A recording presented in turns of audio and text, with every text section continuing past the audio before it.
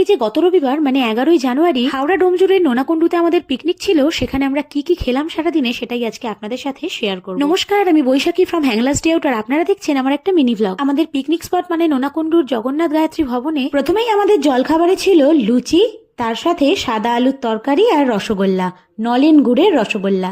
এই জলখাবার পর্ব মিটতে মিটতেই মোটামুটি 12টা থেকে 12:30 বেজে গেছিল। তারপরেই একটু কফি খেয়ে চললো প্রায় অনেকক্ষণ বিভিন্ন রকমের খেলাধুলা। সবাই মিলে মজা হুল্লোড় করতে করতে আমাদের খেয়ালই ছিল না যে লাঞ্চের সময় পার হয়ে গেছে। অবশেষে 4টে নাগাদ আমরা লাঞ্চে বসলাম। আমাদের এই পিকনিক লাঞ্চের মেনু ছিল সাদা ভাত, ভেজ ডাল, বেগুনি, মাছের মাথা দিয়ে বাঁধাকপির তরকারি, আর তারপর ছিল আমাদের পিকনিকের শো স্টপার আমাদের সবার প্রিয় মাটন কষা, আর শেষ পাতে ছিল চাটনি পাঁপড় জোয়ান। ব্যাস, আমাদের খাওয়া দাওয়া পর্ব শেষ। সবাই ভীষণ তৃপ্তি করে খেয়েছি, কারণ দুর্দান্ত স্বাদের খাবার ছিল। আর এই প্রত্যেকটা খাবার অর্ডার দেওয়া হয়েছিল বন্দনা হোম ডেলিভারি থেকে। তারাই এখানে টোটো করে খাবার পৌঁছে দিয়ে গেছে। আর এই পিকনিক স্পট এবং হোম ডেলিভারি দুটোই কিন্তু হাওড়া ডোমজুড়ের। তাহলে ভিডিওটা ভালো লাগলে ফলো হ্যাংলাস ডে আউট।